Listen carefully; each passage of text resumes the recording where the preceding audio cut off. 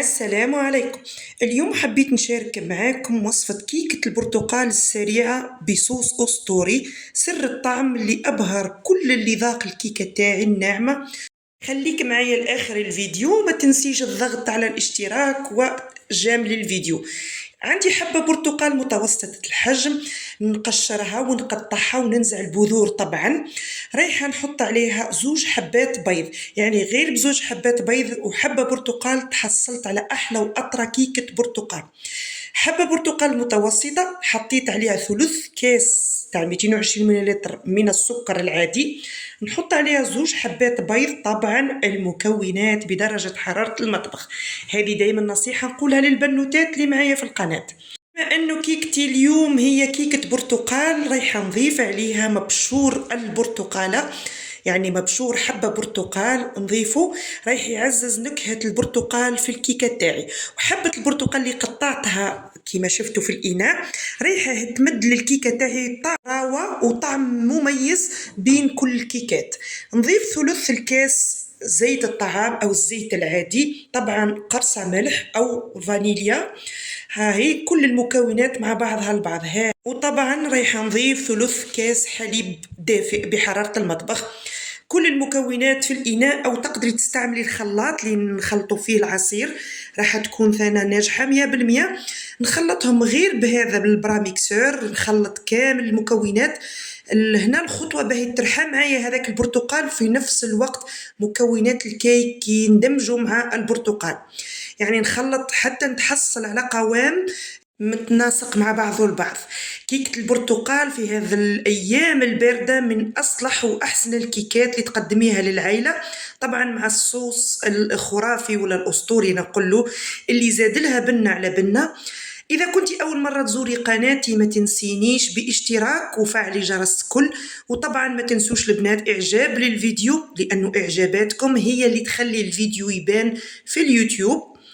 ها هي شوفوا كيفاه تحول معايا الخليط ولا المزيج، كيفاه ولا قوام واحد.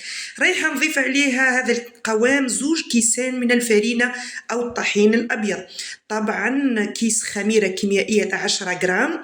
وننخلو المكونات الجافة كيما دايما نفهم بالبنوتات، في تحضير الكيك لازم المكونات الجافة نعاودو ننخلوها باه نتفاداو تكتلات الرطوبة اللي تكون فيه من المطبخ، وطبعا باه ندخلو الهواء للكيكة تاعنا وتكون مرتفعة. غير بزوج حبات بيض حصلت على كيكة ما شاء الله.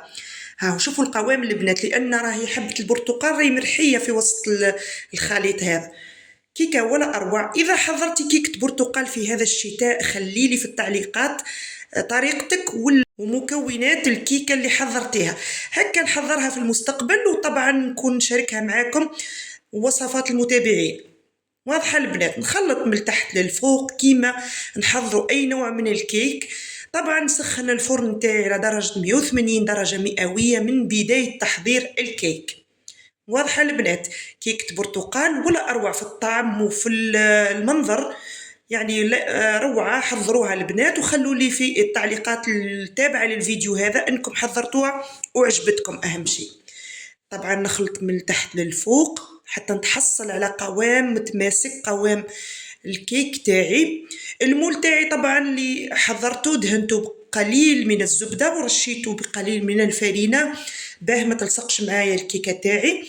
نصب الخليط كامل ونحاول نسوي السطح باه يكون التوزيع متناسق في القالب ولا المول تاعي.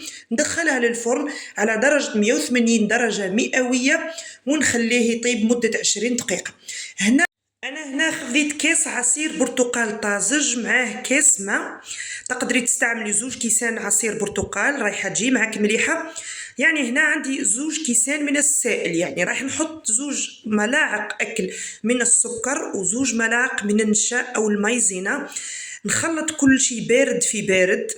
تقدري تستعملي الباط اروم برتقال، ولو اني انا هنا تعمدت الكيكه تاعي تكون بمكونات طبيعيه، ما كانش حتى معطر او منكه في الوصفه تاعي ما عدا البرتقال الطازج. نخلط كل شيء بارد في بارد طبعا، ونرفعها فوق نار متوسطه مع التحريك المستمر. لازم نحرك باه ما تلصقش معايا وتعطيني طعم ماهوش مليح للصوص تاعي. راح نتحصلوا على صوص يكون شفاف، برتقالي شفاف كيما لون البرتقال. انا هنا تعمدت انه يكون الصوص تاعي عاقد نوعا ما باه نحطه في المول ونقلبه، راح تشوفوا الطريقه في اخر الفيديو. واضحه البنات؟ نجيب القالب اللي طيبت فيه الكيك بعد ما نحيها ونخليها تبرد بجيه، ندهنه بقليل من الزيت فقط، يعني غير هكا نمسح بالفرشاة زيت عادي، ونحط الصوص تاعي اللي طيبته. هاو نحط كامل الصوص هذاك في القالب تاعي قبل ما يبرد، يكون ساخن، يعني غير كيما نزلته من فوق النار نحطه داخل القالب.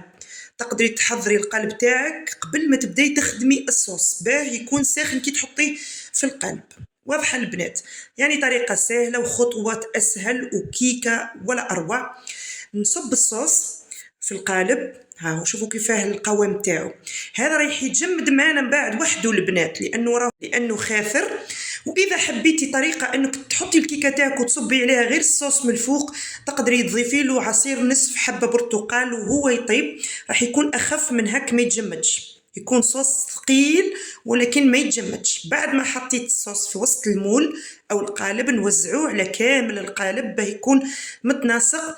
ونجيب الكيكه تاعي اللي طابت وبردت طبعا، نجيبها ونحطها في وسط القالب. ها هي شوفوا كيفاه تشهي البنات ولونها وريحتها ما نحكي لكمش، الريحه راهي في كامل المطبخ.